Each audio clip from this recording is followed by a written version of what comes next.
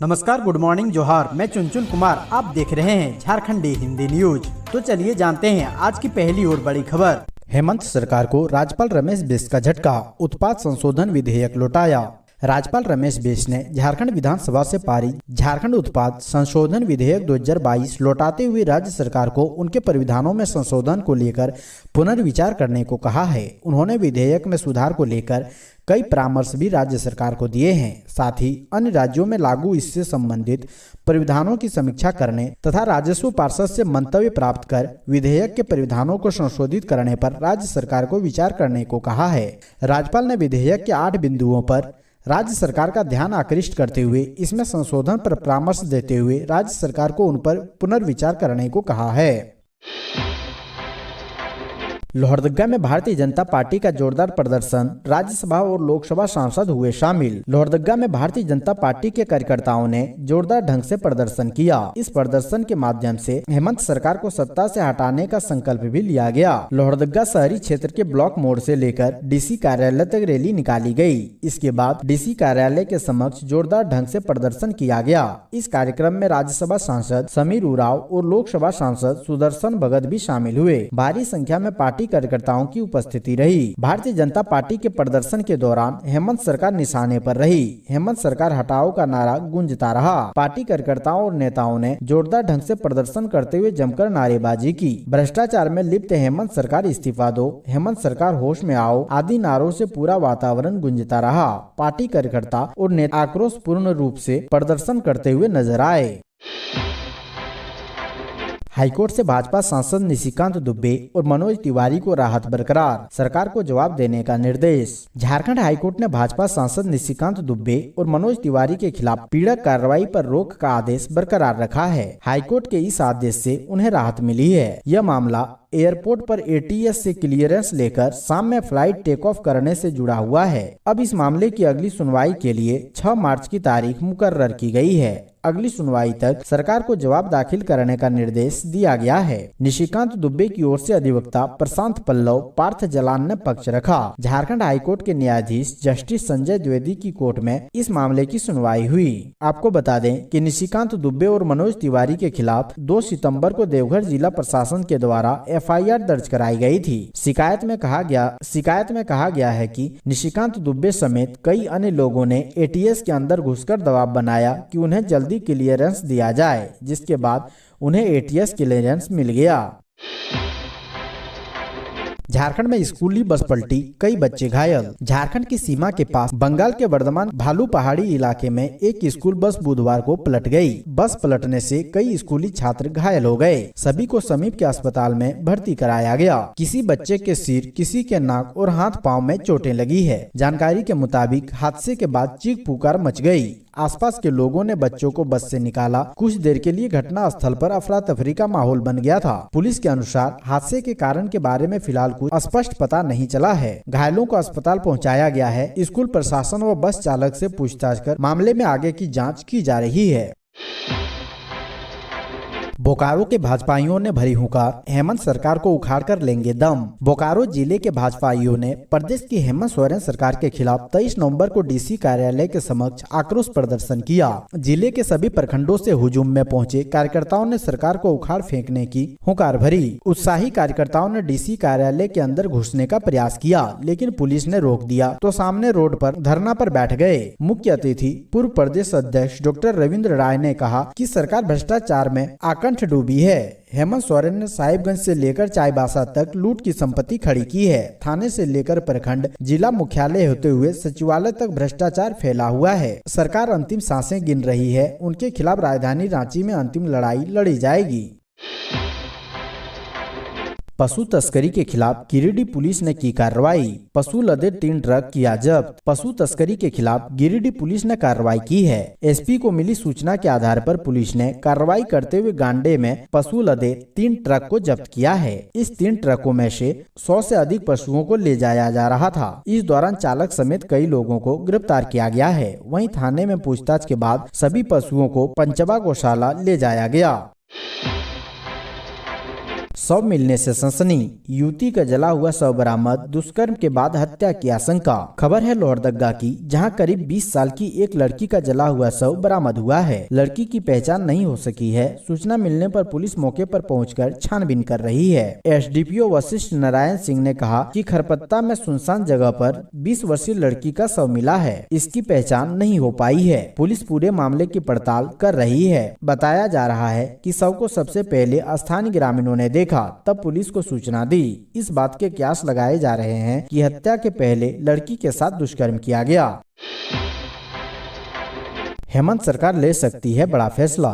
झारखंड के 48 नगर निकायों में 19 दिसंबर को चुनाव कराने के प्रस्ताव को राज्यपाल की सहमति मिल चुकी है। अब नगर विकास विभाग इसकी अधिसूचना जारी करेगा, लेकिन इसमें देरी हो सकती है। माना जा रहा है कि कुछ राजनीतिक दलों और आदिवासी संगठनों के विरोध के फलस्वरूप झारखंड सरकार मध्य मार्ग को अपनाते हुए कोई निर्णय लेगी। हालांकि राज्यपाल रमेश बैस ने राज्य सरकार के इस प्रस्ताव पर अपनी स्वीकृति प्रदान कर दी है। सरकार की ओर से एक ही तारीख पर चुनाव कराने का प्रस्ताव दिया गया था। मुख्य सचिव सुखदेव सिंह ने बताया कि इस मामले में राजभवन से प्राप्त फाइल के आधार पर नगर विकास विभाग को कार्रवाई करने के लिए अधिकृत कर दिया गया है। नगर विकास विभाग इसे लेकर अधिसूचना जारी करेगा। इसके बाद राज्य निर्वाचन आयोग इसकी घोषणा करेगा।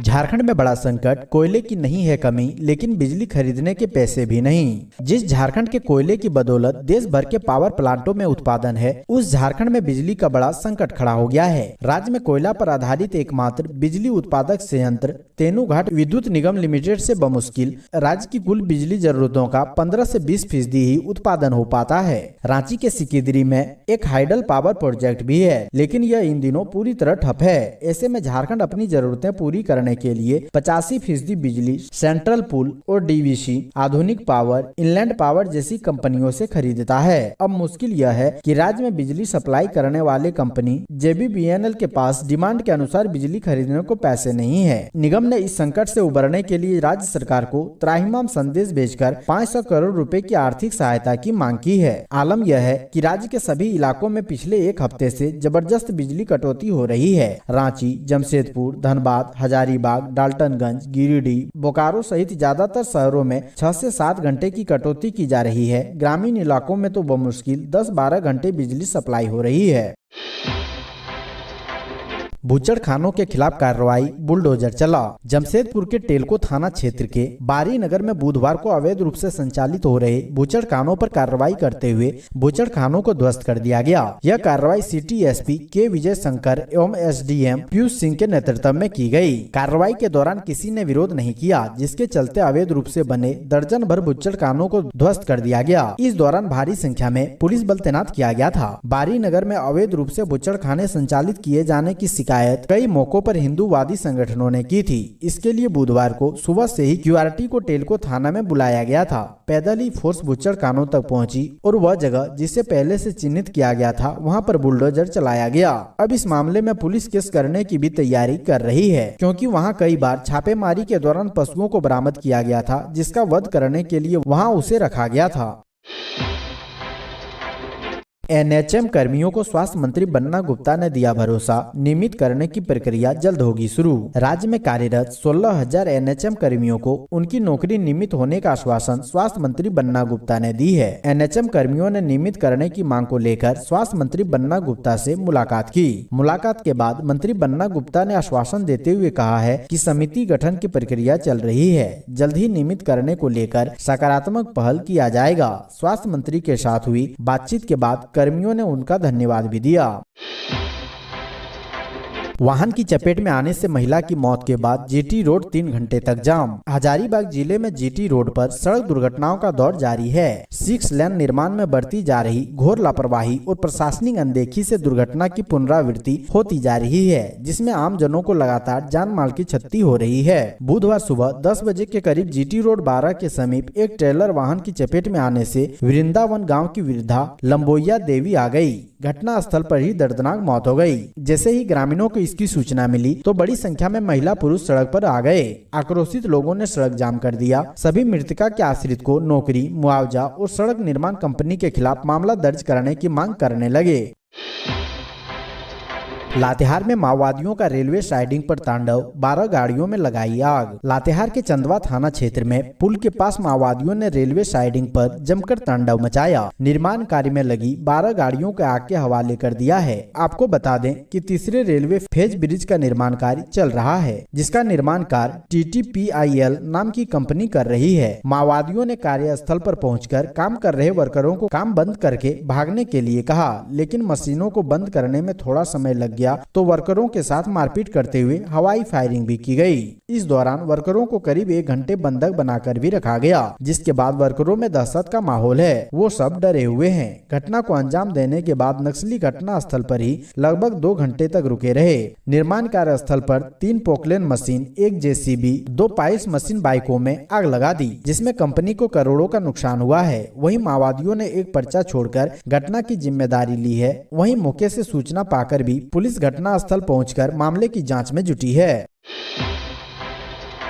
2 से ज्यादा बच्चे तो नहीं लड़ पाएंगे निकाय चुनाव। झारखंड राज्य निर्वाचन आयोग ने सभी जिलों के निर्वाचन पदाधिकारी सह DC को प्रत्याशियों की अयोग्यता के संबंध में तय प्रावधानों की जानकारी दी है। इसके तहत बताया गया है कि 2 से अधिक संतान वाले व्यक्ति नगरपालिका के किसी पदाधिकारी का चुनाव लड़ने के लिए अयोग्य होगा। वर्ष 2022-23 के लिए लागू प्रावधानों की जानकारी देते हुए कहा गया कि अगर प्रत्याशी के 2 से अधिक जीवित संतान हैं, लेकिन यह है कि इस अधिनियम के प्रवक्त होने के 1 साल की अवधि की समाप्ति तक, या अगर किसी व्यक्ति को 2 से अधिक संतान है तो वह अयोग्य नहीं होगा। पत्र में कहा गया है कि पार्षदों के निर्वाचन, अयोग्यता, वापसी संबंधित इस अधिनियम और इसके अधीन बनाए गए नियमों के उपबंध आवश्यक परिवर्तन सहित महापौर तथा अध्यक्ष के निर्वाचन, अयोग्यता, वापसी के संबंध में लागू होंगे।